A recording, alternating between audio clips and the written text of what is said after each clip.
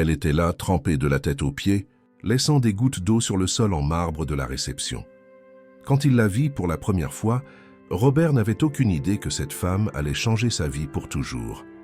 Sophie Olivier se tenait sous la pluie torrentielle de l'avenue des Champs-Élysées, serrant son porte-document contre sa poitrine comme un bouclier. Le ciel gris déversait l'eau comme s'il voulait laver toute la ville et elle n'avait pas de parapluie. Pas d'argent pour un taxi, plus rien à part cette opportunité qu'elle avait décrochée après 4 mois de chômage. L'entretien à la corporation, Montaigne était à 14h et il était déjà 14h10. Elle leva les yeux vers l'immeuble miroir de 30 étages qui se dressait imposant devant elle, avec sa façade moderne qui reflétait les nuages lourds. C'était le genre d'endroit où les gens comme elle n'entraient normalement que pour faire le ménage. « Je ne peux pas abandonner maintenant », murmura-t-elle pour elle-même, accélérant le pas même si ses chaussures faisaient un bruit d'éponge mouillée à chaque pas. Le chemisier vert qu'elle avait choisi spécialement pour l'entretien était complètement trempé, collé à son corps d'une manière qui la mettait mal à l'aise. Ses cheveux foncés coulèrent sur son visage, se mélangeant aux larmes de frustration qu'elle essayait de retenir. Lorsqu'elle poussa la porte tambour du hall, une bouffée d'air conditionné la frappa comme une gifle glacée. Sophie s'arrêta un instant, dégoulinant sur le sol en marbre italien, et sentit tous les regards se tourner vers elle. La réceptionniste blonde, impeccablement vêtue de son blazer bleu marine, la regarda avec un mélange d'horreur et de dédain. « Puis-je vous aider ?» La question sortit sur un ton qui indiquait clairement que la dernière chose qu'elle voulait était d'aider. « J'ai un entretien avec Monsieur Robert Montaigne. Sophie Olivier. Abonnez-vous à notre chaîne et dites-nous d'où vous regardez si vous aimez ce genre d'histoire. Mettez un like sur la vidéo aussi. » Elle essaya de paraître confiante, mais sa voix sortit un peu tremblante. La réceptionniste tapa quelque chose sur l'ordinateur avec une lenteur délibérée, ses yeux parcourant Sophie de la tête aux pieds avec une désapprobation évidente. « Vous avez 15 minutes de retard et vous êtes mouillée. Je sais que je ne suis pas présentable, mais je peux expliquer, mademoiselle. Ceci est un environnement d'entreprise sérieux. Il serait peut-être préférable de reporter lorsque vous pourrez vous présenter correctement. » Sophie sentit son cœur se briser. 3 mois de recherche, des dizaines de CV envoyés. C'était sa première véritable opportunité dans une vraie entreprise. Et elle était renvoyée avant même d'avoir eu la chance de montrer de quoi elle était capable. « S'il vous plaît, dit-elle, la voix presque un murmure. Je suis venue de Saint-Denis sous la pluie parce que ce poste représente tout pour moi. Je sais que mon apparence n'est pas idéale, mais je peux vous garantir que ma qualification l'est. » Dans l'ascenseur panoramique qui descendait du 30e étage, Robert Montaigne ajustait sa cravate italienne tout en observant l'agitation à la réception en bas. À 35 ans, il avait hérité de l'empire commercial de son père et transformé Montaigne Corp en l'un des cabinets de conseil les plus respectés du pays. Il était habitué à avoir un contrôle total sur tout ce qui l'entourait, mais lorsque ses yeux se posèrent sur la femme trempée discutant avec sa réceptionniste, quelque chose changea. Il y avait une détermination dans la posture de cette femme qui l'intriguait. Elle était clairement désavantagée, mais elle ne s'était pas inclinée, elle n'avait pas fui. Robert changea de direction et au lieu de se diriger vers le garage, il descendit directement au rez-de-chaussée. Lorsque les portes de l'ascenseur s'ouvrirent, il entendit les derniers fragments de la conversation. « Je suis désolé, mais je ne peux pas vous permettre de monter dans ces conditions, » disait la réceptionniste. « Quel est le problème ici ?» La voix de Robert coupa l'atmosphère comme une lame, faisant se retourner simultanément la réceptionniste et Sophie. Sophie leva les yeux et rencontra le regard le plus intense qu'elle ait jamais vu de sa vie. Robert Montaigne était encore plus imposant en personne que sur les photos des journaux d'affaires. Grand, épaules larges, costume parfaitement coupé, cheveux foncés coiffés avec précision. Mais ce furent ses yeux qui la prirent par surprise. Ils n'étaient pas froids comme elle s'y attendait. Ils étaient curieux. « Monsieur Montaigne. » La réceptionniste se redressa immédiatement. « Cette dame est arrivée en retard et mouillée pour un entretien.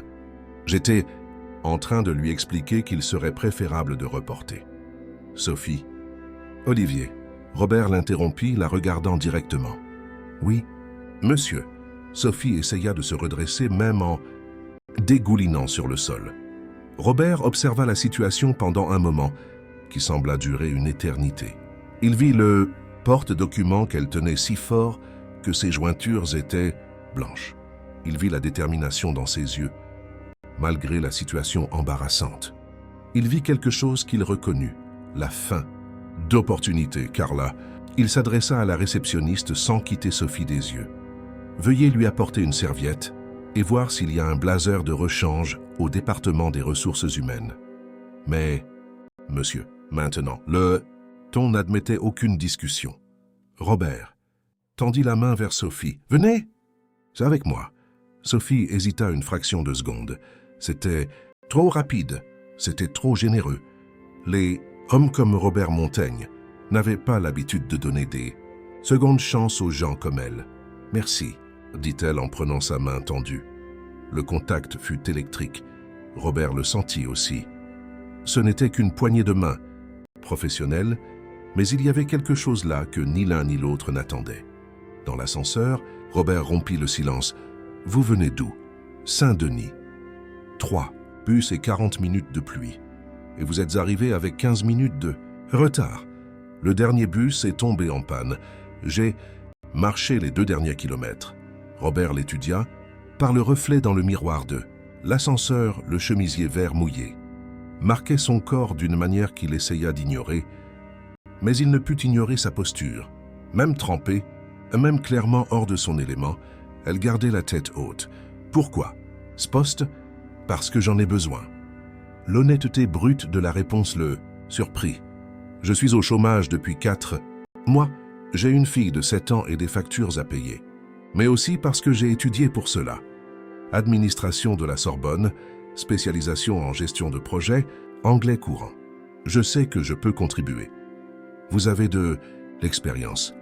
3 ans chez Petrocorp avant qu'il ne ferme la filiale de Paris. J'ai géré la transition de 70 employés et maintenu tous les projets dans les délais pendant le processus. Robert hocha la tête. Il connaissait Petrocorp et il savait que la situation avait été difficile.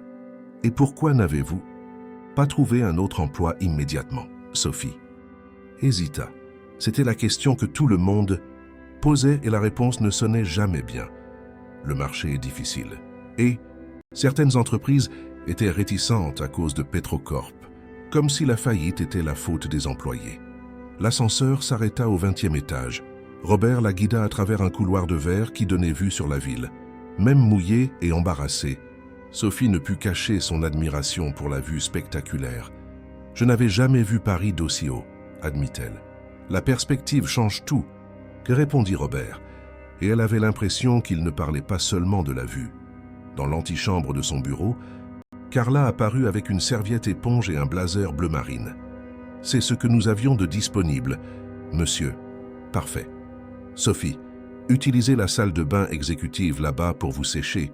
Quand vous serez prête, rejoignez-nous dans la salle de réunion. » Lorsque Sophie disparut dans la salle de bain, Carla s'approcha de Robert avec une expression inquiète. « Monsieur, ne pensez-vous pas que vous êtes trop flexible ? L'entreprise a des standards. Les standards de l'entreprise sont les miens à définir. » Robert l'interrompit. « Et je suis intéressé par la compétence, pas par qui a eu la chance de ne pas prendre la pluie. » 10 minutes plus tard, Sophie entra dans la salle de réunion transformée. Le blazer était un peu large, mais s'accordait parfaitement avec le chemisier vert, maintenant sec.